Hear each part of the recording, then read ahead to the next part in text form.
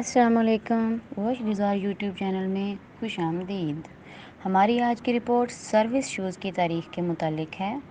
दरअसल ये कहानी एक कंपनी की नहीं बल्कि 3 दोस्तों की है, जिनके लिए ये बहुत आसान था कि वो किसी मामूली सरकारी नौकरी से मुंसलिक होकर अपनी ज़िंदगी गुजार सकते थे।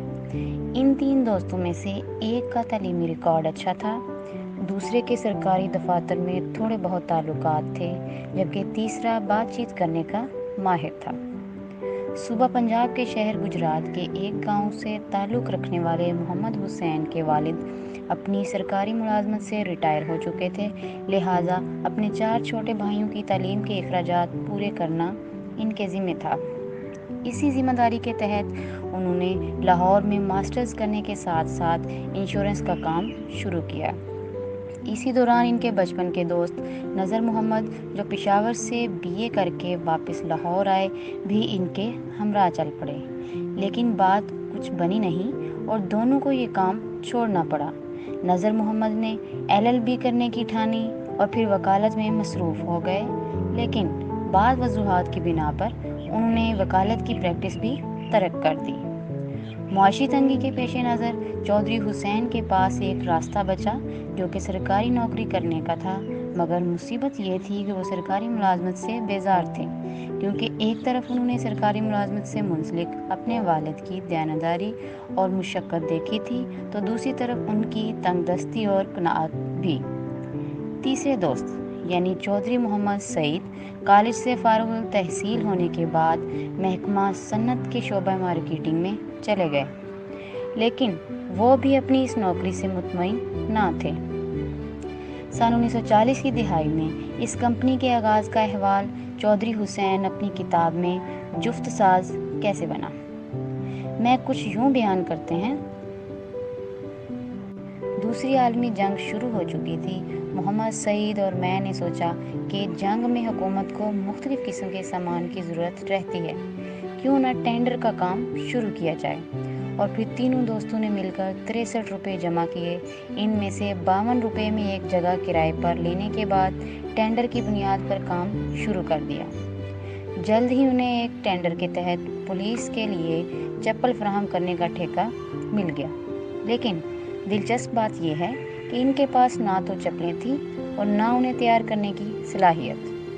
लाहौर में खाम माल महंगा था, इसलिए वो पुलिस एहलकारों के लिए चप्पल ढूंढते गुजरात पहुंच गए और वहां जाकर 5-6 मोचियों से ये तमाम सामान तैयार करवाया। पुलिस के लिए लेदर चप्पलों के बाद उन्हें इसी महकमे के एहलकारों के लिए बूट बनाने का ऑर्डर भी मिल गया और जुफ्त साजी का ये काम आगे बढ़ता रहा। साथ में उन्हें मच्छरदानी, वर्दी, तरपाल और पेटियां फराहम करने के ऑर्डर भी मिलने लगे। लेकिन ये कारोबारी मॉडल मुस्तहकम नहीं था। वो लिखते हैं कि एक मरतबा उन्हें एक बड़े ऑर्डर के लिए 1000 रुपये की ज़रूरत थी, लेकिन कोई बैंक कर्ज देने को तैयार नहीं था। तमाम बैंक हिंदू के थे जो ज़मींदारों को कर्ज नहीं देते थे। सूद की शरह 3% थी। एक दोस्त के ज़रिए 3 के बजाय 120% सूद पर कर्ज मिला, यानी उन्हें 3 माह के लिए 1000 रुपये की रकम पर 300 रुपये सूद अदा करना पड़ा। कहने को तो ये तीनों अब एक छोटी सी कंपनी के मालिक बन गए थे, लेकिन हिसाब किताब और माल की पैकिंग समेत ज़्यादातर मजदूरी उन्हें खुद करना पड़ती थी। दूसरी आलमी जंग 1945 में इख्तिताम को पहुंची और उसके साथ तरक्की पाते इस कारोबार के आइंदा के मंसूबे धरे के धरे रह गए। जब सरकारी ठेके मिलना बंद हो गए तो कंपनी के लिए आमदन का एक बड़ा ज़रिया बंद हो गया। शायद इसमें भी कोई हिकमत थी, जिसकी बदौलत उन्हें ख्याल आया कि चूँकि वो लेदर और कैनोस का काम कर ही रहे हैं, तो क्यों ना इसी से मुतालिक सामान तैयार करके बेचा जाए। इसी ख्याल के तहत उन्होंने जूतों के साथ सफरी सामान और हैंड बैग्स बनाना शुरू कर दिए। अब वक्त आ गया था कि बाकायदा एक कंपनी बनाई जाए और महज सरकारी टेंडर्स लेने की बजाय आम लोगों को भी चीज़ें फ़रोख्त की जाएं।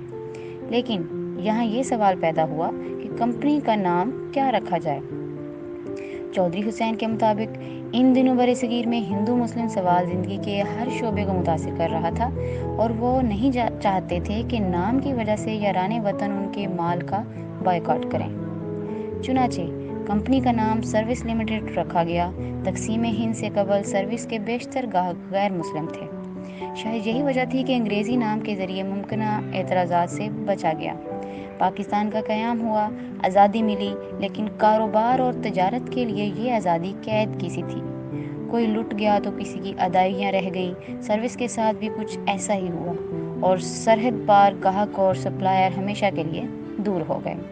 کاروبار کو ہونے والے اس نقصان کا ازالہ کرنے کے لیے انہیں حکومت کی طرف سے لاہور مال روڈ پر ایک دکان دی گئی، لیکن کمپنی کے مستقبل پر اب سوالیہ نشان لگ چکا تھا۔ رپورٹ ابھی جاری ہے، لیکن آپ کو ہماری اگلی آڈیو کا انتظار کرنا ہوگا، جس کے لیے آپ ہمارا چینل سبسکرائب کریں۔